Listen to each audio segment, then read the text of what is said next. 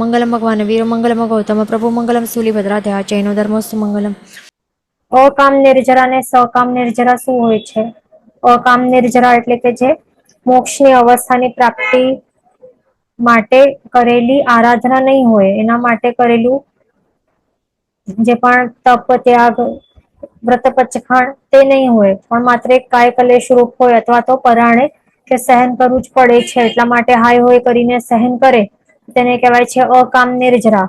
અને એના દ્વારા એ બધું આપણે સહન કરીએ ને, ફોર એક્ઝામ્પલ હવે કોઈ કોણ હોય, એક્ઝામ્પલ મનુષ્યમાં એક્ઝામ્પલ લઈએ, કોઈ એવું મજૂર હોય એને બહુ જ હાર્ડવર્ક કરવું પડે, જબરદસ્તી થી એને કરવું પડે, હાય હોય કરીને કાય કલેશ કરતો રે બાર તડકામાં, આખા દિવસ ભાર ઉપાડી ઉપાડીને કામ કરે તો એમાં પણ એને કાય કલેશ બહુ તકલીફ કરતો હોય છે, પણ એમાં પણ એ શા માટે કરે છે? એ બધું પૈસા માટે કરે છે ને, ખાવા માટે પૈસા માટે કરે છે, સાંસારિક સુખ માટે કરે છે, અને એ જબરદસ્તી કરે છે બધું સહન હાય હોય કરીને. તો એના કારણે જે પણ કાય ક્લેશ તો થાય જ છે, તો એના દ્વારા પણ નિર્જરા તો થાય, પણ ખૂબ જ અતિ અલ્પ થાય, અતિ અલ્પ કર્મોની નિર્જરા થાય, અને એ કઈ એ નિર્જરા દ્વારા, અકામ નિર્જરા દ્વારા મોક્ષની અવસ્થાની પ્રાપ્તિની નહીં થાય. પણ હવે આપણે સકામ નિર્જરા જોઈએ તો એ કેવી હોય કે જે પણ આપણે ચપ્પલ સમજો કે નહીં પહેરીએ, ચપ્પલ આપણે નહીં પહેરીએ અને આપણે એ સહન કરીએ કષ્ટ, તડકામાં પણ કે બહાર કાંકરા, રેતી, માટી જે પણ હોય તે આપણે એ બધું તકલીફ જે છે ને, પગમાં જે પણ વાગે છે કે ઉષ્ણ પરિસર ગરમ ગરમ ચટકા લાગે છે પણ થયો આપણે સહન કરીએ છીએ, પણ જો પાછળ એવા ટાઈપનું ઇન્ટેન્શન રહેલું હોય કે જીવોની રક્ષા માટે હું ચપ્પલ નથી પહેરી રહ્યો, કર્મ બાળવા માટે હું ચપ્પલ નથી પહેરી રહ્યો, સહન કરું છું સો દેટ મારા કર્મોની નિર્જરા થઈ શકે, મોક્ષની અવસ્થાની પ્રાપ્તિ થઈ શકે, એટલા માટે એવી રીતે ચપ્પલ નથી પહેરી રહ્યો. એવા ટાઈપની ઇન્ટેન્શન, એવા ટાઈપનું સંકલ્પ સહિત કરેલું જે પણ આપણે કરીએ ને, કષ્ટો કે પરિસહો કે જે પણ સહન કરીએ કે તપ કરીએ જે પણ, તો એ બધું સકામ નિર્જરામાં આવે. અને એના કારણે શું થાય, ઘણા બધા કર્મોની નિર્જરા થાય છે અને મોક્ષની અવસ્થાની પ્રાપ્તિ થઈ શકે છે. નાની એવી નવકારશી પણ કરીએ ને મોક્ષના સંકલ્પ સહિત, આપણે નાની એવી નવકારશી પણ કરીએ ને તો એ પણ સકામ નિર્જરા કહેવાય છે. એના કારણે ઘણા બધા કર્મોનો નાશ થાય છે. પણ હવે અકામ નિર્જરામાં એક્ઝામ્પલ લઈ કે હવે ખાવાનું ગરીબ પર્સન છે, એના પાસે પૈસા છે જ નહીં, તો હવે જબરદસ્તીથી પરાણે એને ભૂખ્યો રહેવું પડે છે, કારણ કે એના પાસે પૈસા છે જ નહીં. તો હાય હોય કરીને સહન કરે છે, ભૂખ તો સહન કરવી જ પડશે ને, ખાવાનું છે જ નહીં અને પૈસા પણ છે જ નહીં, તો સહન તો કરવું જ પડશે. તો અહિયાં આ પણ ભૂખ સહન કરે છે, આખો દિવસ ભૂખ સહન કરે છે, અકામ નિર્જરા સોરી આ જે ગરીબ પર્સન છે ને, જે ગરીબ પર્સન છે એ આખો દિવસ રાત્રિ 24 hours એ પૈસા કે ખાવાનું નથી, એટલા માટે હાય હોય કરીને ભૂખ સહન કરે છે. અને બીજો અહિયાં એક શ્રીમંત છે અને આગળથી એ ત્યાગ કરે છે, 48 મિનિટ સુધી માત્ર ખાવાનું ત્યાગ કરે છે. નવકારશીમાં આપણે શું કરીએ, એ જ કરીએ ને, સૂર્યોદય બાદ 48 મિનિટ સુધી ખાવાનું ત્યાગ કરીએ અને પછી આપણે વાપરીએ ને, એને કહેવાય નવકારશી. તો માત્ર 48 મિનિટ નું એને ત્યાગ કર્યું છે ખાવાનું. મોક્ષના સંકલ્પ સહિત એવી રીતે એને નવકારશી નું પચેખાંડ લીધું છે. માત્ર આટલું 48 મિનિટ નું ખાવાનું બધું છે, એના પાસે ભરેલું છે, પૈસા છે, બધું છે, છતાં પણ આગળથી એને ત્યાગ કર્યું છે ખાવાનું, તો કોનું એ વધી જાય કષ્ટ જે સહન કર્યું છે. તો આ અકામ નિર્જરા વાળું સોરી આ જે ગરીબ વ્યક્તિ છે એનું કષ્ટ એ વધી જાય ને, એ 24 hours ભૂખ્યો રહે છે, વળી કામ પણ કરે છે અને ભૂખ્યો રહે છે. પણ આ જે શ્રીમંત છે માત્ર 48 મિનિટ સુધી એ ભૂખ્યો રહે છે, એમાં શું હવે 48 મિનિટ તો એમની એમ નીકળી જાય ને. તો જે કષ્ટ છે, જે સહન કરે છે, એ બંનેમાંથી આ ગરીબ વ્યક્તિ વધારે સહન કરે છે. છતાં પણ આ અકામ નિર્જરા છે, કારણ કે એને પૈસા નથી, ખાવાનું નથી, અને ખાવાની ઈચ્છા રહેલી છે પણ મજબૂરી છે એટલા માટે ખાઈ શકતો નથી, પણ ખાવાની ઈચ્છા અંદર બેઠેલી છે. એને સાંસારિક સુખ, ભૌગોલિક સુખ જોઈએ છે. અને જે ભૂખ સહન કરવી પડે છે, હાય હાય કરીને જબરદસ્તીથી સહન કરે છે. તો આવું જબરદસ્તીથી સહન જે કરે છે એના કારણે નિર્જરા તો થશે અવશ્ય, કર્મની નિર્જરા તો અવશ્ય થશે, પણ અતિ અલ્પ થશે. એને કહેવાય છે અકામ નિર્જરા, અને એ મોક્ષની અવસ્થાની પ્રાપ્તિ એ કરાવી નહીં આપી શકે એવું છે આ. ભલે 24 hours ભૂખ્યો રહ્યો, પણ આ હવે જે શ્રીમંત છે સામેથી એ કષ્ટ સહન કરે છે માત્ર 48 મિનિટ્સ જેટલું, નવકારશી નું પચ્ચખાંડ લઈને, તો એને અને એ પણ મોક્ષના સંકલ્પ સહિત કરે છે કે મને અનાહારી પદ જોઈએ છે, એના માટે કરું છું. અને પ્રભુની આજ્ઞા છે એવી રીતે નવકર્ષી કરવી જ જોઈએ એટલા માટે કરું છું. સ્વભાવમાં રહેવા માટે કરું છું, મોક્ષની અવસ્થા માટે કરું છું. તો એવી રીતે કરેલી જો માત્ર 48 મિનિટ્સ નું જે ત્યાગ છે ખાવા પીવાનું, એને સકામ નિર્જરા કહેવાય. અને એક ઘણું વધી જાય, કષ્ટ એમાં છે નહીં, બહુ છે નથી ને બહુ વધારે, છતાં પણ ઘણા બધા કર્મોની નિર્જરા એ કરાવી શકે છે એવું છે. એટલે કેટલું ફરક છે આપણને સમજાઈ ગયું હશે. એટલે કાંઈ પણ આપણને એનાથી એ સમજવાનું અને શીખવાનું કે કાંઈ પણ જીવનમાં તકલીફ આવે, કષ્ટો આવે ને, તો જબર હાય હોય કરીને આપણે સહન કરશે, એમ પણ સહન તો કરવા પડશે જ, કારણ કે આ સંસાર છે, દુઃખરૂપી સંસાર છે, આખો દુઃખનો દરિયો જ છે. દુઃખ તો આવવાના જ છે બધાને, ઓછા વધારે પ્રમાણમાં, આજે નહીં તો કાલે કોઈક ના કોઈક દુઃખ તો આવવાના છે, સંસારમાં છીએ એટલા માટે. તો પછી સહન તો કરવું જ પડશે. તો શા માટે આપણે હાય હોય કરીને સહન કરવું? ત્યારે આપણે ધર્મ ધ્યાનમાં રહીને આપણે સહન કરવું કે હવે કર્મોની નિર્જરા કરવી છે, મને સહન કરવું છે, સ્વભાવમાં રહેવું છે. તો એવી રીતે આપણે જો એવા થિંકિંગ સાથે કરશું ને બધું સહન તકલીફ, તો એ સકામ નિર્જરામાં બદલાઈ જશે. એટલે માત્ર આપણે થિંકિંગ ચેન્જ કરવાની છે, આપણા મેન્ટાલિટી, થિંકિંગ, ભાવ એ બધું ચેન્જ કરવાનું છે. તો આપણા માટે જ ફાયદો થશે એવું છે. એટલે એ બધી એવા ટાઈપના તકલીફોને ઓપોર્ચ્યુનિટી બનાવી દેવાની, કર્મોની નિર્જરા માટે ઓપોર્ચ્યુનિટી બનાવી દેવાનું. તકલીફ તો આવવાની જ છે એમ પણ, એટલે ધ્યાન રાખવાનું. પછી આગળ શું કહે છે કે શ્રી તત્વાર્થ સૂત્રમાં પૂજ્ય શ્રી ઉમા સ્વાતીજી મહારાજ સાહેબ શું કહે છે? શ્રી ઉમા સ્વાતી વાચક વરે શું કહ્યું છે કે તપસા નિર્જરા ચો, એવી રીતે કહ્યું છે. એટલે એનું મિનિંગ શું છે કે તપથી નિર્જરા કહી છે, તપ કરવાથી નિર્જરા થાય છે. એટલે કેવા ટાઈપના કર્મોની નિર્જરા થઈ શકે છે? નિકાચિત લેવલના કર્મોની. પણ નિકાચિત પણ કયા? જે ગાઢ નિકાચિત એ નહીં, પણ અલ્પ નિકાચિત કર્મોની નિર્જરા થઈ શકે છે, ક્ષય થઈ શકે છે. તો એવી રીતે તત્વાર્થ સૂત્રમાં આપણને બતાડ્યું છે. અહીંયા આપણે ફૂટનોટમાં જોઈ લઈએ શું અહીંયા બતાડે છે.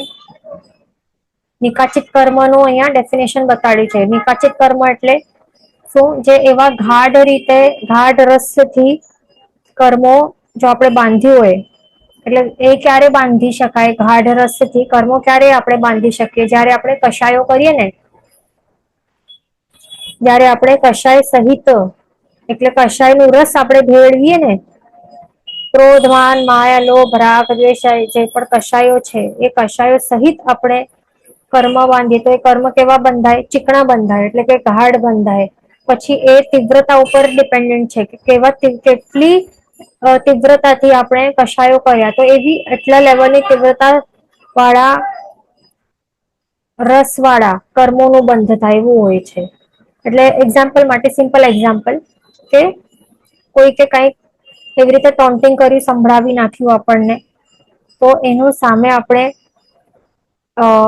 એ જે પણ સિચ્યુએશન આપણી સાથે થઈ, તો એની અસર આપણા ઉપર કેવી રીતે થાય છે? આપણે બહુ વધારે ગુસ્સો આવે છે, રિટાલિએટ કરીએ છીએ જોરદાર ગુસ્સાથી, આપણે એને પણ સંભળાવી દઈએ છીએ અંદરથી. આ ગુસ્સાની આગ અંદરથી આપણે બળી રહી છે, અંદર જીવ બળી રહ્યો છે. બીપી વધી જાય છે, એટલું ગુસ્સો આવી ગયું છે. તો એ કહેવાય છે બહુ તીવ્ર આપણે કશાયો કર્યો, એના કારણે કેવા કયા લેવલના રસ વાળા કર્મોનું બંધ થશે, તો એ ગાઢ અને ચીકણા કર્મોનું બંધ થશે. પણ હવે સામે બીજો પર્સન છે, એ કેવી રીતે રિટાલિએટ કરશે, એ કઈ બોલશે નહીં, એને ગુસ્સો તો આવે છે, થોડુંક એકદમ ગુસ્સો આવે કે અરે એવી રીતે કેવી રીતે સંભળાવી નાખ્યું, પણ પછી આવું અલ્પ એવું એકદમ ઓછા ઇન્ટેન્સિટી વાળું એને ગુસ્સો કરીને પછી એ થોટ ને ત્યાગી દે છે, એટલે ગુસ્સાને પછી શાંત કરી દે છે, એટલે કે થોડું ગુસ્સો આવ્યો ને એને, તો એના કારણે મંદ રસ વાળા કર્મોનું બંધ થાય એનું, એટલે એવી રીતે છે. એટલે આપણે બધાને શું એમાંથી સમજવાનું છે કે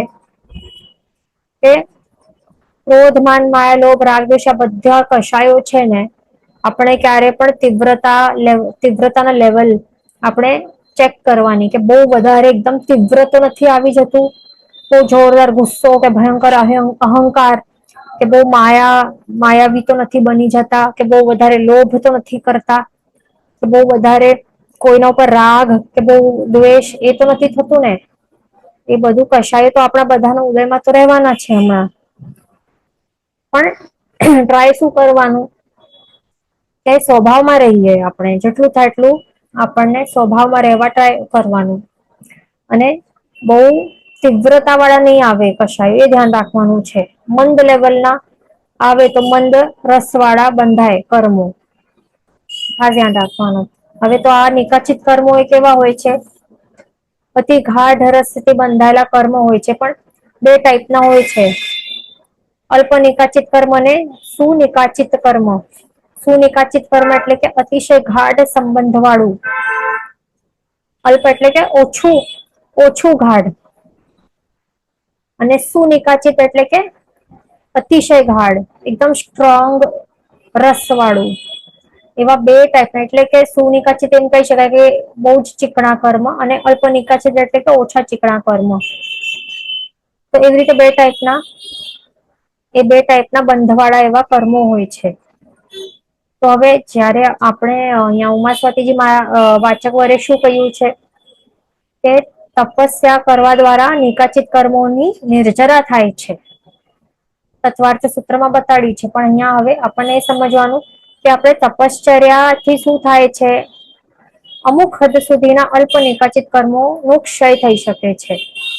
એટલે આપણી તપસ્યા હવે જેટલા જોરદાર આપણે રસપૂર્વક, જેટલા જોરદાર ક્રોધમાન માયેલો જે પણ કષાયો, તીવ્ર કષાયો કરીને આપણે તીવ્ર ગાઢ અતિ ગાઢ રસ વાળા આપણે કર્મો બાંધ્યા હોય, અથવા તો અલ્પ નિકાચિત કર્મો આપણે બાંધ્યા હોય, તો હવે એને તોડવા માટે પણ આપણા ભાવો કેવા હોવા જોઈએ, આપણી જે મહેનત જે હોય છે તપશ્ચર્યા, એ કેવા લેવલની હોવી જોઈએ.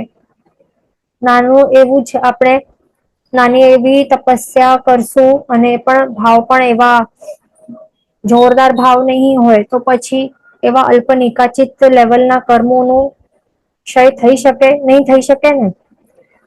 હવે અહિયાં એક ક્લોથ છે, એના ઉપર માત્ર ધૂળ આપણે લગાડી હોય, તો થોડાક પ્રયત્નથી એ ધૂળ કાઢી શકાય, પણ જોરદાર એવું આવે ને, એડવર્ટાઈઝમેન્ટમાં શું આવે કે ચાય નાખી, પછી તેલ નાખ્યું, પછી કીચડ નાખી, આ તે કરીને પછી ઓઈલ નાખ્યું, અને એકદમ એવું ડાઘ થઈ ગયું, અહિયાં દાગ ધબ્બા થઈ ગયા આ કપડા ઉપર, પછી એને ધોવા માટે કેટલી મહેનત કરવી પડે, તો નીકળે નહીં દાગ ધબ્બા.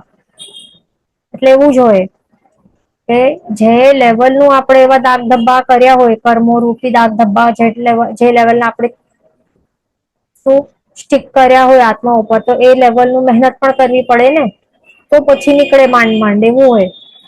તો એવું જ છે કે તપશ્ચર્યા પણ આપણે કરીએ તો એ અમુક હદ સુધીના અલ્પ નિકાચિત કર્મોનો નાશ થઈ શકે છે, અને અમુક હદ સુધીના સુનિકાચિત કર્મો અવશ્ય વિપાકોદયથી રસોદયથી ભોગવવા પડે છે. એટલે કે શું કે તપશ્ચર્યા દ્વારા નિર્જરા તો થાય છે કર્મોની, પણ એ અલ્પ નિકાચિત કર્મો એ પણ અમુક હદ સુધી એનું નિર્જરા થઈ શકે છે. પણ જે સુનિકાચિત કર્મો છે, એટલે કે અત્યંત ગાઢ રસ વાળા, આપણે અત્યંત તીવ્ર કષાયો સહિત જે બાંધ્યા હોય, તો એવા કર્મોનું નિર્જરા નહીં થઈ શકે તપશ્ચર્યા દ્વારા. એટલે દેટ મીન્સ એ તો અવશ્ય ભોગવવા જ પડે છે. વિપાકોદય રસોદ એટલે કે શું? જે ઉદય કરીને ઉદય આવે એ કર્મોનું અને પછી જેવા રસ સહિત આપણે બાંધ્યો હોય તો એવા જ પાવર નું એ ફળ આપે. અત્યંત એવા ગાઢ રસ વાળા હોય તો એવા છે એવું પછી એનું વિપાક ઉદય એટલે કે એનું ફળ બતાડે એનું ઉદય થાય તો ત્યારે એનું જેવું ફળ છે એ બતાડે.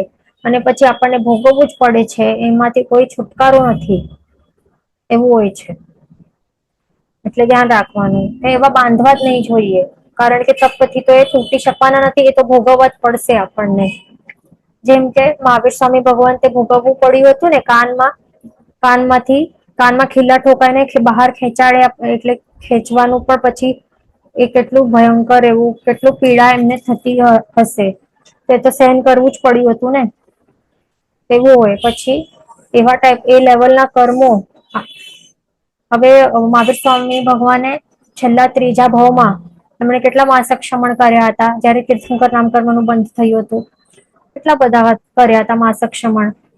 વિષ સ્થાનક ની આરાધનામાં છતાં પણ એવા લેવલની તપસ્યા પણ માસક 11,000 પ્લસ સમથિંગ આટલા માસક ક્ષમણ કર્યા છતાં પણ જયારે એમણે ત્રિપૃષ્ઠ વાસુદેવ ના ભાવમાં જે કાનમાં એ શિશુ નાખ્યું હતું ને તો ત્યારે જે એમણે અત્યંત એવા જોરદાર તીવ્ર કશાય સહિત જે એવા સુનિકાચિત કર્મો નું બંધો એમણે કર્યું હતું તો એ આટલા બધા માસક ક્ષમણ કર્યા છતાં પણ એ તૂટી નહી શક્યા એટલે એ છેલ્લા ભાવમાં છેલ્લા લાસ્ટ તીર્થંકર ના ભાવમાં એમને એ ઉદયમાં આવે છે તો વિપાકોદય થી એમને ભોગવવા જ પડે છે ને.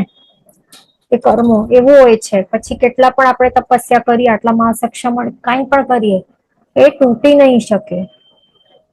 એટલા માટે ગુસ્સો કંટ્રોલ કરવો બહુ જરૂરી છે.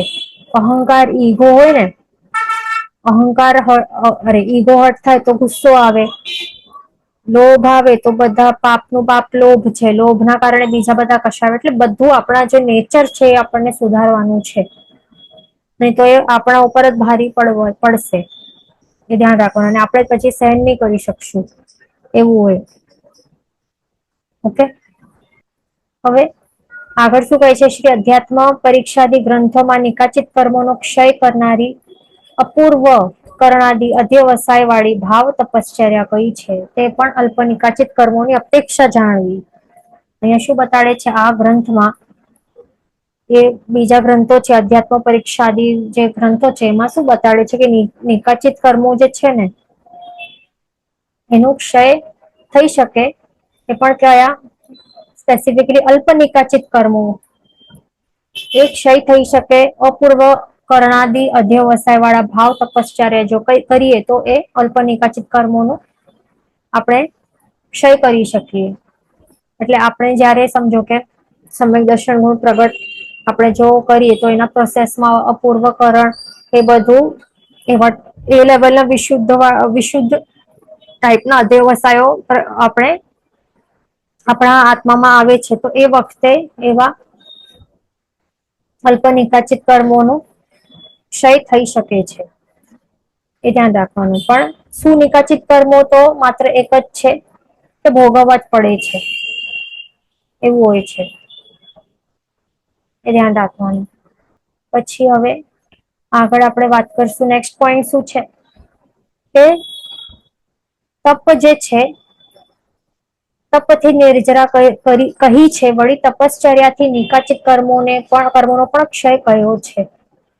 જે આપણે અહિયાં પોઈન્ટ ક્લિયર કર્યું કે નિકાચિત કર્મો નું ક્ષય એટલે કે શું અલ્પ નિકાચિત એ ધ્યાન રાખવાનું અલ્પ નિકાચિત કર્મોના અપેક્ષા અહિયાં બતાડી છે ઓકે.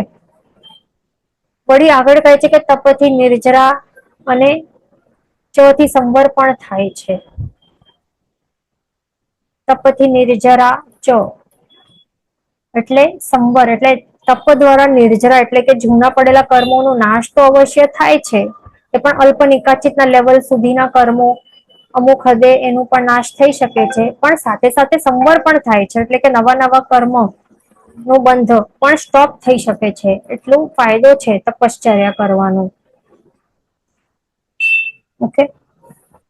હવે આગળ કહે છે કે ક્ષીર નીરવત અથવા અગ્નિ અને લોહ ગોલકવત. તો હવે આત્મા અને કર્મ છે એમનું બંધ જે કહે છે ને એની ઉપમા આપેલી છે કે ક્ષીર નીર વત એટલે કે દૂધમાં આપણે પાણી મિક્સ કરીએ તો એ કેવા એકમેક થઈ જાય કે આપણે કોઈ પણ પ્રયોગ દ્વારા એને સેપરેટ આપણે છૂટો પાછો નહીં પાડી શકીએ. એ રીતે એ એકમેક થઈ જતા હોય છે. તો એવું ક્ષીર નીર જેવું બોન્ડિંગ આ આત્માને કર્મોનું થઈ જાય છે. અથવા તો લોહાગ્નિ લેવલનું પણ બોન્ડિંગ એની પણ ઉપમા આપેલી છે. એટલે કે જયારે લોખંડ હોય એને આટલું આટલું ગરમ કરવામાં આવે કે રેડ હોટ બની જાય એટલે કે અગ્નિ પણ એની અંદર પેસી જાય. એવા એટલે આપણને લાગે કે લાવા બની ગયું છે જોવામાં એવું લાગે. એવા ટાઈપનું જયારે એ લેવલનું ગરમ કરીએ ને લોખંડને તો ત્યારે એવું લાગે કે અગ્નિ એની અંદર પેસી ગયેલી છે. તો એનું પણ કેવી રીતે એકમેક થઈ જતું હોય છે અગ્નિ અને લોખંડ. તો એવી જ રીતે આત્મા અને કર્મોનું એ લેવલનું બોન્ડિંગ રહેલું હોય છે. તો એ બંનેનું જે બોન્ડિંગ છે એકમેક થવું તે પરસ્પર સંબંધ તો એને કહેવાય છે બંધ. જે બંધ તત્વ અહિયાં સ્ટાર્ટ થાય છે એટલે બંધ તત્વની પણ વાત અહીંયા કરે છે નિર્જરા તત્વની સાથે. તો બંધ એટલે કે શું કે બાઇન્ડિંગ કે કેવા ટાઈપનું બાઈન્ડિંગ રહેલું છે આત્મા અને કર્મોનું અનાદિકાળથી. ક્ષીર નીર જેવું અથવા તો લોહાગ્નિ જેવું. તો એનું પણ 4 ભેદનું સ્વરૂપ આગળની ગાથામાં આવશે. અહીંયા ક્વેશ્ચન છે કે અલ્પનિકાચિત અને નિધતમાં ક્યાં ડિફરન્સ? તો એક તો અલ્પનિકાચિત એટલે નિધત જેવું હોય અને ગાઢ નિકાચિત એટલે તો એ ફોર્થ લેવલ વાળું હોય છે એટલે અત્યંત ગાઢ છે પછી ભોગવવું જ પડે એવા ટાઈપનું બોન્ડિંગ હોય છે આત્મા અને કર્મોનું. હવે આગળ આવે છે 35મી ગાથા તે બધાને સાથે સ્વીકાર કરવાની છે. એમાં 6 પ્રકારનું બાહ્ય તપ આવશે. નિર્જરા તત્વમાં શું આવે છે 12 પ્રકારના તપ બતાડે છે. 6 પ્રકારના બાહ્ય અને 6 પ્રકારના અભ્યંતર તપ બંને ટાઈપના આવે છે. તો આ ગાથામાં પહેલા બાહ્ય તપ આવશે બધાને સાથે ગ્રહણ કરવાની છે. અણસણ મૂળો અરિયા વિત્તિ સંખ્ય વર્ણમ રસચ્ચાઓ કાય કિલેશો સંલીણયા ય બજ્જો તવો હોઈ. પાછો એક વખત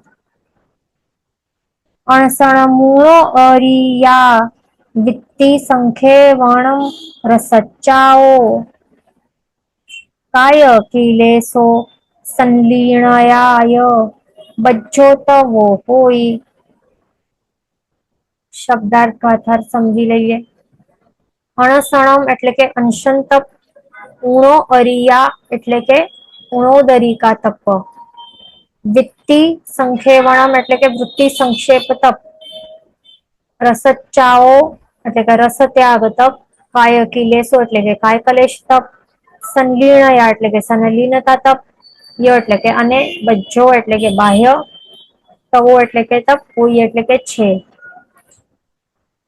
ગાથાર્થ સમજી લઈએ શું છે. અનશન ઉણૌદરિકા વૃત્તિક સંક્ષેપ રસત્યાગ કાયકલેશ અને સંલીનતા બાહ્ય તપ છે. આ 6 ટાઈપના આજે નામ બતાડે છે બધા નિર્જરા તત્વમાં રહેલા 6 બાહ્ય તપના પ્રકાર છે. હવે ફર્સ્ટ સ્ટાર્ટ થાય છે અનશન તપ. અનશન તો અન્ન અને અશન. અન્ન પ્લસ અશન અહિયાં ન છે એ હાફ છે અહિયાં દેખાય છે. અને અહિયાં અશાનમાં અ છે તો આ બંને જયારે કમ્બાઈન કરવામાં આવે તો એ આખો ન બને એટલે અનશન આવું શબ્દ બને છે. અને જયારે છૂટો કરીએ ત્યારે અન્ન અને અશન એવી રીતે બે શબ્દો થાય છે. બે વર્ડસ થાય છે. ઓકે. તો અન્ન એટલે કે નહીં અને અશન એટલે કે આહાર. એટલે આહાર નું ત્યાગ કરવું એને અનશન કહેવાય સિમ્પલ વર્ડ્સમાં. તો આહારનો ત્યાગ કરવો તેને કહેવાય છે અનશન. હવે એનું પણ અહીંયા ફૂટનોટમાં અહીંયા બતાડે છે, નીચે શું બતાડે છે અહીંયા દેખાય છે વાંતે અનશન તત્વ કહેવાય, પરંતુ અહીંયા આગે પેલા તો આ જોઈ લે ફૂટનોટમાં શું બતાડે છે. અનશનના બે ભેદ છે, એક તો યાવત જીવ અને ઇત્વરિક. યાવત જીવ અને ઇત્વરિક આ બે ટાઈપના અનશન છે.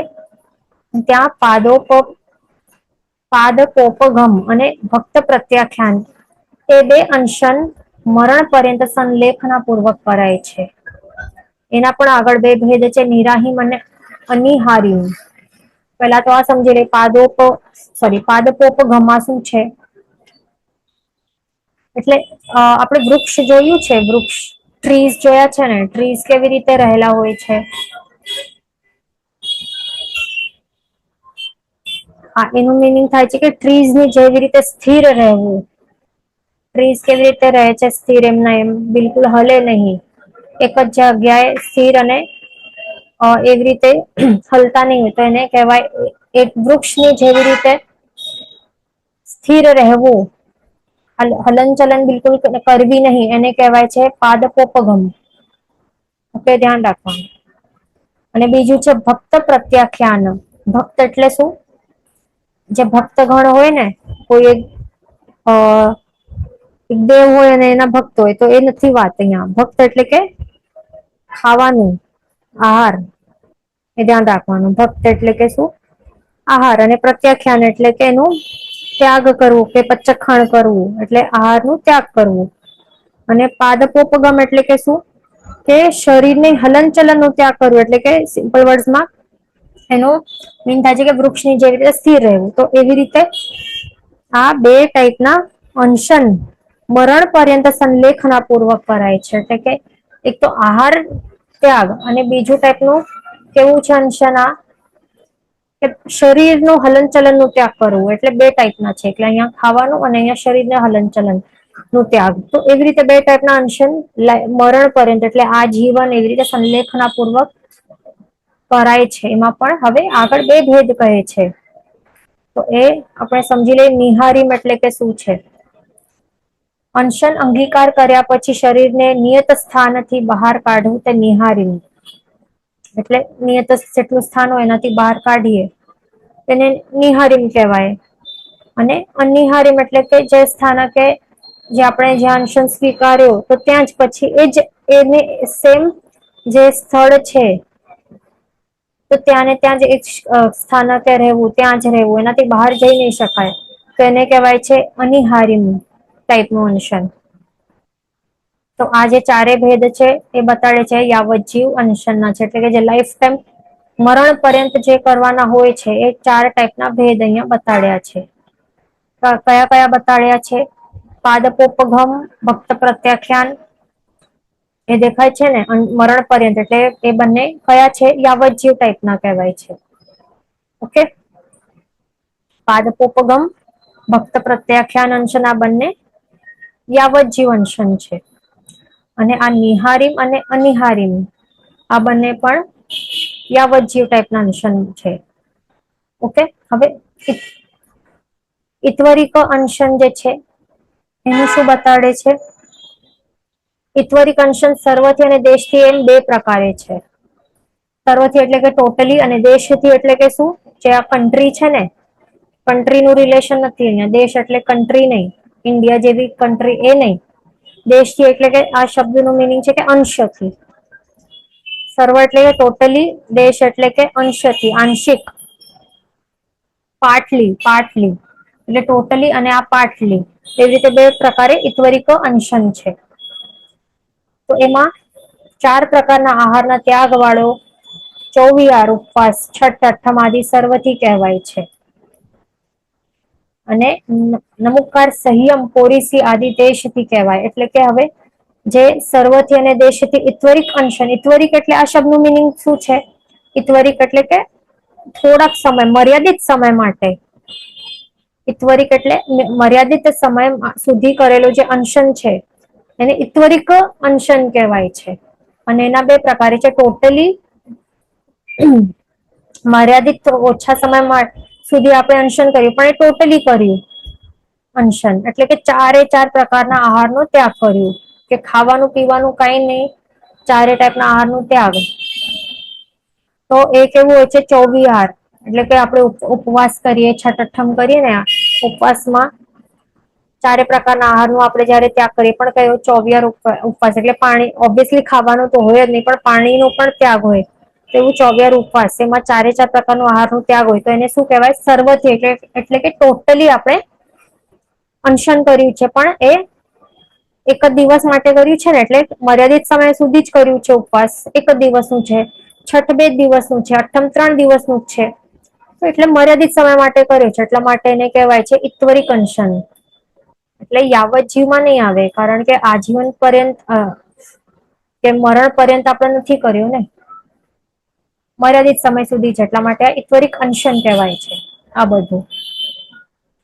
એટલે ધ્યાન રાખવાનું. એટલે હમણાં જે આરો છે, હમણાં જે કાળ છે ને, હમણાં આપણા માટે શું અલાઉડ છે? ઈત્વરિક અનશન અલાઉડ છે, આ કરી શકાય. ઉપવાસ છઠ એ બધું આરામથી કરી શકાય. અને બીજું છે દેશથી ઈત્વરિક અનશન, એટલે કેવું કે આંશિક, એટલે કે પાટલી આપણે અનશન કરીએ છીએ અમુક મર્યાદિત સમય સુધી, માત્ર અમુકથી જ, એટલે કે આંશિક આપણે કરીએ છીએ, જેમ કે નમુકાર સંયમ, પોરીસી દેશ એક્સેટ્રા, એ બધું એ દેશથી કહેવાય છે. અમુક કાળ માટે જ આપણે શું કર્યું? ચાર આહારનો ત્યાગ કર્યું, અને પછી આપણે વાપરવાનું પછી સ્ટાર્ટ કરી શકીએ છીએ, એટલા માટે એને દેશથી કહેવાય છે. હવે નેક્સ્ટ છે, નેક્સ્ટ પોઈન્ટ, એ પછી એના રિલેટેડ નથી, પછી આપણે જોઈએ. એટલે આટલું આપણું ક્લિયર થઈ ગયું. હવે આગળ અનશન તપનું અહીંયા શું કહે છે તે આપણે સમજી લઈએ.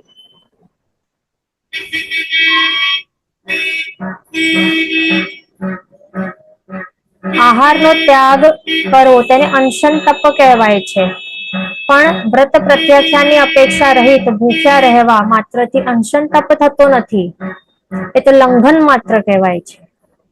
એટલે કે આપણે જો વ્રત પચ્છખાણ વિધિ પૂર્વક જો આપણે કરીએ ને પ્રોપરલી હાથ જોડીને, તો જ પછી એને અનશન તપ કહેવાય. પણ જો આપણે વ્રત પચખાણ કઈ લીધું નથી, જેમ કે આપણે એક્ઝામ્પલ લીધું ને, કોઈ ગરીબ વ્યક્તિ છે, એ ભલે 48 hours કે 2 દિવસ કે 1 week ભલે કેટલો પણ ભૂખ્યો રહે છે, છતાં પણ એને અનશન તપ નથી કહેવાતો, કારણ કે વ્રત પ્રત્યાખ્યાન ની અપેક્ષા રહિત છે, એમનો એમ ભૂખ્યો રહ્યો છે.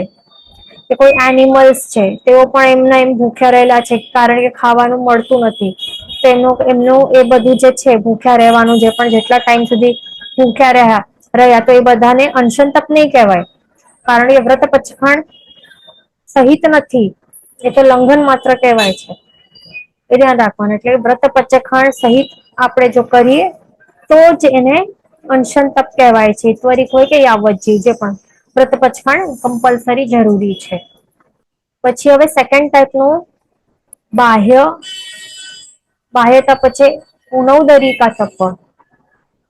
ઉનૌદરિકા તપ એટલે એમાં એનું વર્ડનું મિનિંગ શું છે? ઉન એટલે કે ન્યૂન, ન્યૂન એટલે કે ઓછું, અને ઔદારિકા એટલે કે ઉદર પૂર્તિ કરવી, તે એટલે કે એનું મિનિંગ શું થાય છે? કે ઉદર એટલે સ્ટમક, પેટની પૂર્તિ, એટલે કે પેટ આપણે જયારે આપણે જમવા માટે બેસીએ, તો એ ત્યારે શું થાય છે? ઉદર પૂર્તિ થાય છે ને, એટલે કે પેટ ભરાય છે ને, આપણે ભરી રહ્યા છીએ પેટને. તો એ આખો ફૂલમ ફૂલ નહીં ભરવાનું, પણ ઓછું ભરવાનું, એટલે કે ન્યૂન, ઓછો ભરીએ છીએ. એટલે કે અહિયાં આટલું પેટ છે, તો આખો પેટને આખો ફૂલ આખો પેક નહીં કરી નાખ્યું, પણ પેટ આટલું છે, આટલી આપણે જગ્યા રાખી, આટલું જ આપણે વાપર્યું. ને થોડીક હજી ભૂખ બાકી છે, એટલે કે હજી 2-4 ઘટા બાઈટ્સ હજી આપણે વાપરી શકીએ એટલી જગ્યા છે પેટમાં, એટલું જ આપણે વાપરીને ઉઠી ગયા, તો એને કહેવાય કે આપણે ઉનૌદરિકા તપ કર્યું છે. એટલે કે ઉદર પૂર્તિ આપણે ન્યૂન કરી છે, ઓછી કરી, આખી ભરી નથી, ખચાખચ નથી ભરી દીધી, એ ધ્યાન રાખવાનું. હવે એમાં શું કહે છે? કે એક છે દ્રવ્ય ઉનૌદરિકા, અને બીજું છે ભાવ ઉનૌદારિકા. ઓકે, તો હવે એ આપણે સમજી લઈએ કે ઉપકરણની ન્યૂનતા કરવી અને ક્ષુધા કરતા ન્યૂન આહાર કરવો તેને દ્રવ્ય ઉણોદરિકા કહેવાય. અને ભાવ ઉણોદરિકા એટલે કે રાગ વગેરે અલ્પ કરવા તેને ભાવ ઉણોદરિકા કહેવાય. એટલે સિમ્પલ છે કે દ્રવ્ય ઉણોદરિકામાં આપણને શું કરવાની છે, એમાં આપણે જે પણ આપણે જેટલે આપણે ભૂખ લાગી હોય છે ને એના કરતા આપણને ઓછું આપણે આહાર કરવું, એટલે કે ઓછા દ્રવ્યો વાપરવા, ઓછી ક્વોન્ટિટી અને ઓછા દ્રવ્યો વાપરવા, તો એને કહેવાય છે દ્રવ્ય ઉણોદરી.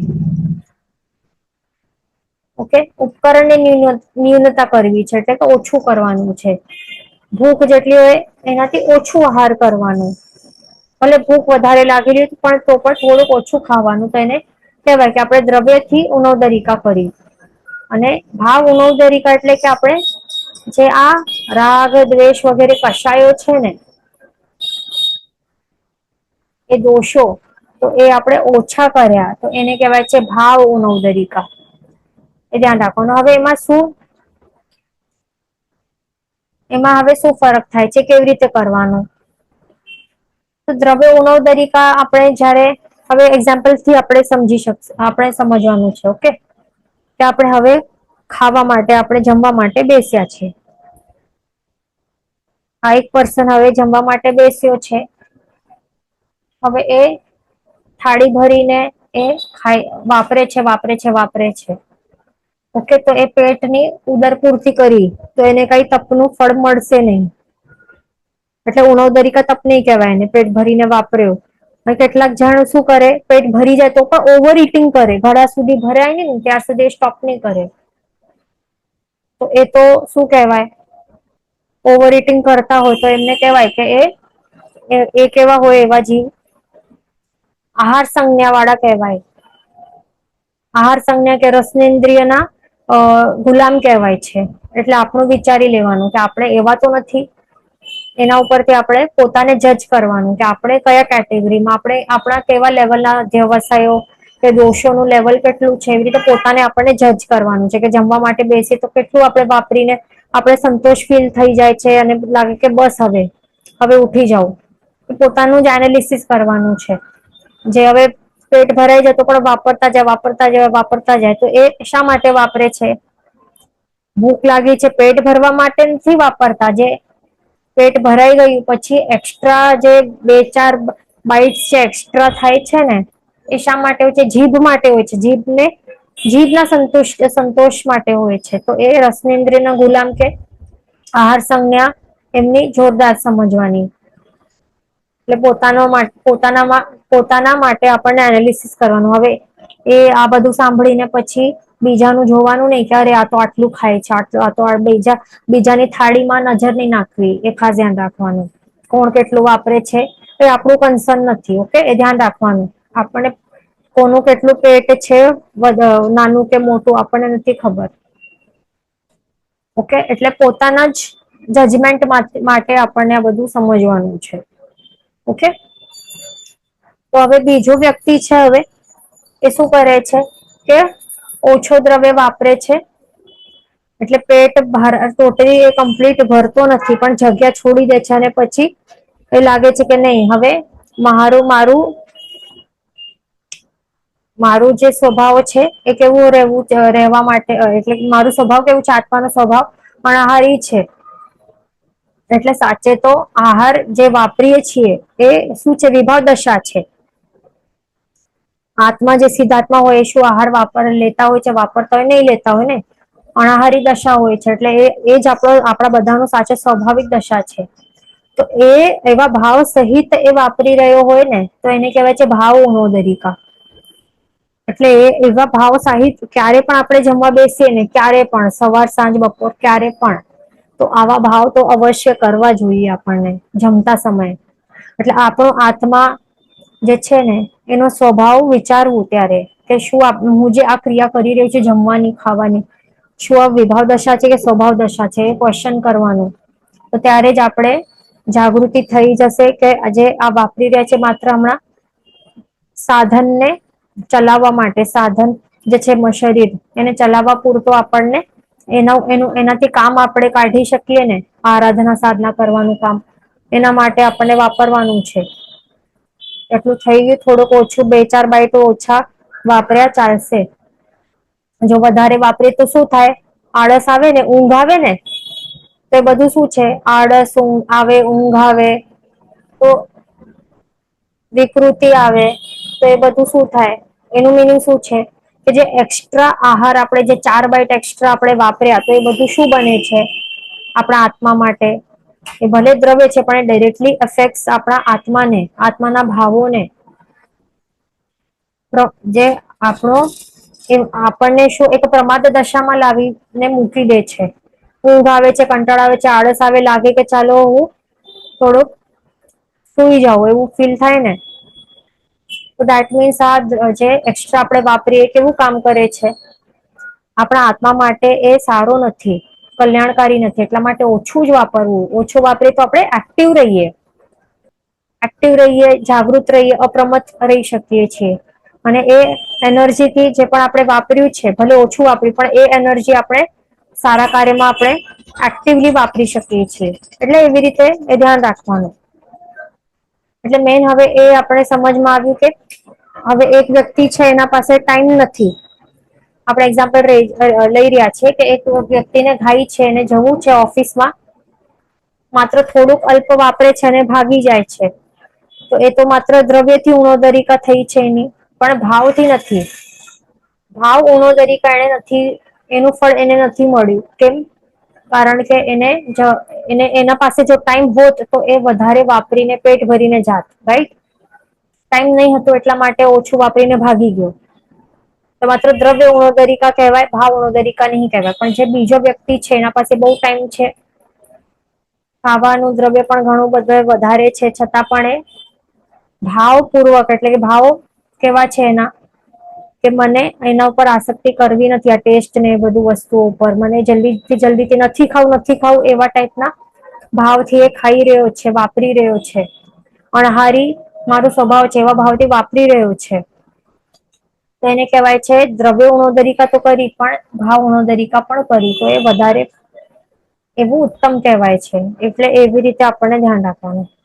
હવે આગળ શું કહે છે કે આ ઉણોદરિકા તપ છે, તો એમાં શું હોય છે કે પુરુષનો આહાર કહેવાય છે શાસ્ત્રમાં કે 32 કવળ. કવળ એટલે કે બાઇટ્સ. 32 બાઇટ્સ લે તો એ ઇનફ હોય છે. સ્ત્રીનો આહાર 28 કવળ પ્રમાણે શાસ્ત્રમાં બતાડ્યું છે. તો એવી રીતે ગણીને યથાયોગ્ય પુરુષની ઉણોદરિકા એવી રીતે હવે 5 પ્રકારે બતાડે છે. એટલે કે 9, 12, 16, 24 અને 31. એવી રીતે, એટલે એનું મિનિંગ શું થાય છે આપણે ક્લિયરલી આપણે સમજાવીએ કે શાસ્ત્રમાં શું બતાડે છે કે પુરુષનો આહાર 32 કવળ એ વાપરે ને તો એનું પેટ ભરાઈ જાય, ફૂલ થઈ જાય, એ અહીંયા બતાડે છે. એટલે આ ફૂલ કરવા માટે, પેટ ફૂલ ભરવું હોય ને તો આટલા બાઇટ્સ વાપરવા. તો હવે આપણને ઉણોદરિકા તપ કરવું હોય તો પછી કેટલા બાઇટ્સ વાપરવા? તો તે અહીંયા બતાડે છે, 5 પ્રકારે બતાડે છે આપણને. અથવા તો 9 બાઇટ્સ વાપરો, કે 12 બાઇટ્સ વાપરો, કે 16 વાપરો, કે 24, કે 31. આટલા બાઇટ્સ વાપરો તો પછી એ કહેવાશે કે આપણે ઉણોદરિકા તપ નું સેવન કર્યું છે. એવી રીતે 5 પ્રકારે. ઓકે? તો એવી રીતે કાઉન્ટ કરીને એવી રીતે વાપરી શકાય છે. અને સ્ત્રીનું કેટલું કહે છે શાસ્ત્રમાં કે 28 કવલ પ્રમાણે, એટલે 28 કવલનું એ વાપરે કોઈ પણ સ્ત્રી તો એનું પેટ ભરાઈ જાય. એટલે આ પેટ ફૂલ કરવા માટે છે. પણ હવે ઉણોદરિકા તપ કરવું હોય તો 5 પ્રકારે કેવી રીતે કરી શકાય? આવી રીતે કે ગણીને માત્ર 4 બાઇટ્સ વાપર્યા, કે 8, કે 12, કે 20, કે 27. એટલે આટલા બાઇટ્સ આપણે વાપરીએ, આટલા કવલ વાપરીએ તો પછી કહેવાશે કે આપણે ઉણોદરિકા તપનું સેવન કર્યું છે. એટલે અહીંયા આપણને શાસ્ત્રમાં કેવી રીતે બતાડ્યું છે જો, કે પેટ ફૂલ ભરવા માટે 32 કવલ જોઈએ, પણ માત્ર એક ઓછું પણ આપણે વાપરશું ને, માત્ર 31 કવલ, તો પણ એ ઉણોદરિકા તપમાં એની ગણતરી થઈ શકે છે. એટલે એવું બતાડ્યું છે. અને સ્ત્રીઓ માટે પણ શું બતાડ્યું છે કે 28 કવલ થી પેટ ભરાઈ જાય, છતાં પણ 27 જો એ વાપરે, એક જ ઓછું વાપરે એને, વાપર્યું એને તો પણ એ ઉણોદરિકા તપ કહેવાય છે. અને વધારે સારું કરવું હોય તો માત્ર 9 વાપરવા ઓછા 9 જ વાપરવા કે 12 કે 16 કે 24 પુરુષો માટે ને સ્ત્રીઓ માટે 4 8 12 20 એવી રીતે. તો એવી રીતે ઉણોદરિકા તપ આપણે સમજ્યું. અહીંયા ક્વેશ્ચન છે કે લંઘન એટલે કે શું? લંઘન એટલે કે આપણે આમ જ આપણે જો ભૂખ્યા રહ્યા એમનું એમ જ કોઈ પણ એવી રીતે કોઈ મજબૂરી હોય કે કોઈ પણ એવા રીઝનથી આપણે ભૂખા એમને એમ રહ્યા કાય કલેશ થયું એવી રીતે તો એને કહેવાય કે લંઘન કહેવાય છે એને. અથવા તો આપણે એમનું એમ ખાવાનું ટાળ્યું તો એને પણ લંઘન કહેવાય છે. અને ક્વેશ્ચન છે કે 32 bites is total for the day or one time આહાર. તો એ એક વખતનું આહારનું છે. એક વખત આપણે જમવા બેસીએ તો એક વખત જયારે પણ બેસીએ તો પેટ ભરવા માટે 32 કે 27 સ્ત્રી પુરુષ માટે 28 સ્ત્રી અને પુરુષ માટે બતાડ્યા છે. ઓકે, એક ટાઈમ નું આહારનું. પછી ત્રીજું છે વૃત્તિ સંક્ષેપ તપ. આ ત્રીજું બાહ્ય તપ છે. એના 4 પ્રકાર છે. દ્રવ્ય, ક્ષેત્ર, કાળ અને ભાવથી વૃત્તિ સંક્ષેપ તપ 4 પ્રકારે કરી શકાય છે. તો હવે આપણે સમજી લઈએ. વૃત્તિ સંક્ષેપ તપ પહેલું તો છે દ્રવ્યથી એટલે કે અમુક વસ્તુનો જ આપણે અભિગ્રહ કર્યો તો પછી એને વૃત્તિ સંક્ષેપ તપ કહેવાય છે. એટલે કે ઓછું કરવું, સંક્ષેપ કરવું એટલે કે ઓછું કરવું. ઓકે, ક્ષેત્રથી એટલે કે આપણે અમુક સ્થાનનો જ આપણે છૂટ લીધી. દ્રવ્ય એટલે અમુક દ્રવ્યનું છૂટ લીધી બાકી બધાનું ત્યાગ. એટલે દ્રવ્યથી વૃત્તિ સંક્ષેપ તપ. ક્ષેત્રથી એટલે કે અમુક ક્ષેત્રનું જ છૂટ અને બાકી બધા ક્ષેત્રનું ત્યાગ એને કહેવાય વૃત્તિ સંક્ષેપ તપ. પછી કાળથી એટલે કે કાળથી અમુક કાળે એવી રીતે છૂટ અથવા બાકીનું કાળનું ત્યાગ. અને ભાવથી વૃત્તિ સંક્ષેપ તપ એટલે કે આપણે રાગ દ્વેષ કશાય રહિતપણે જે પણ આપણે કરીએ તો એને કહેવાય છે ભાવથી આપણે વૃત્તિ સંક્ષેપ તપનું સેવન કર્યું છે. ધ્યાન રાખવાનું. એટલે આ મેન કોને ટાર્ગેટ થાય છે? આ વૃત્તિ સંક્ષેપ તપ કોને ટાર્ગેટ કરે છે? મેન મનોવૃત્તિનું સંક્ષેપ. મનની વૃત્તિ છે એને એના ઉપર ટાર્ગેટ કરવામાં આવે છે. એટલે કે મનની ઈચ્છાઓ ઉપર એક લગામ લગાડવામાં આવે છે. એટલે એને ડાયરેક્ટ ટાર્ગેટ કરે છે. મન થાય ને આપણે અરે મને અહીંયા ફરવું છે, અહીંયા જવું છે, આ જોઈએ, તે જોઈએ. એ બધું છે ને તો એને જ કંટ્રોલ કરવું બહુ જ ડિફિકલ્ટ વસ્તુ છે. એટલા માટે એવી રીતે આપણે ક્ષેત્રથી સમજો કે માત્ર અહીંયા જે પણ આપણે સિટીમાં રહેતા હોઈએ એ સિટીનું છૂટ અને બાકી આખો વર્લ્ડ છે એનું ત્યાગ કરીએ કે ક્યાં પણ ક્ષેત્રમાં હું જઈશ નહીં આટલા ટાઈમ સુધી. તો એનું મિનિંગ કે પછી આપણે અંદરની ઈચ્છા રહેલી હોય કે કોઈની ઈચ્છા રહેલી હોય મને વર્લ્ડ ટૂર કરવાનું છે, અહીંયા ત્યાં ફરવાનું છે, બધાની બકેટ લિસ્ટ હોય. તો એનું આપણે મનમાં રહેલી ઈચ્છા એનું જ આપણે એને જ નાશ કરી દીધું ને. એટલે ડાયરેક્ટ મન ઉપર ટાર્ગેટ કરવામાં આવે છે. આ મનોવૃત્તિનું સંક્ષેપ કરવામાં આવે છે. તો એવા ટાઈપના જે અભિગ્રહ ભિક્ષા વગેરેના અભિગ્રહ ધારણ કરવા. અભિગ્રહ એટલે કે જે એવા ટાઈપના પચખાણ વ્રત નિયમ પચખાણ હોય કે દ્રવ્યથી આજ જો મળે જો બાકુડા મળે આવા ક્ષેત્ર અમુક ક્ષેત્રના માં જાઉં તો ત્યાં જ મળે. આ સાંજના ટાઈમમાં જાવ તો જ મળે. અને જે વહોરનાર હોય તો આવા ભાવ વાળો હોય એક આંખમાં હર્ષ દેખાતી હોય બીજા આંખમાં આંસુ આવતા હોય તો એવા ટાઈપ ના ભાવ વાળું કોઈ પર્સન હોય તો એવા ટાઈપ નું સંજોગો જો એવા પ્રાપ્ત થાય તો જ હું વહોરાવીશ. નહીં તો ત્યાર સુધી બધું ત્યાગ, આહાર પાણી નો ત્યાગ.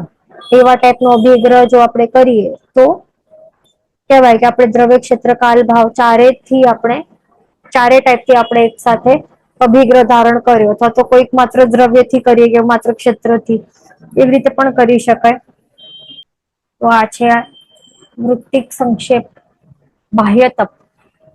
હવે આ ધ્યાન રાખવાનું કે આ બધા ભલે બાહ્ય તપ છે એટલે કે દ્રવ્યથી આપણે કરી શકીએ છીએ, પણ એના દ્વારા એ આલંબન બને છે, આપણા ભાવોની વિશુદ્ધિ કરવા માટે આ કારણ રૂપ બને છે. એવા છે આ બધા બાહ્ય તપ, એટલે કે એને આપણે ઇગ્નોર નહીં કરવાના. આપણો સમય અહીંયા થવા આવ્યું છે. નેક્સ્ટ ક્લાસમાં આપણે કન્ટિન્યુ કરશું. जिन वचन विरुद्ध बोलाय तो मिच्छामि सर्वमंगल मांगल्यम सर्वकल्याण कारणम तदानं सर्वधर्माणां जन्म जयति शासनम. प्रणाम.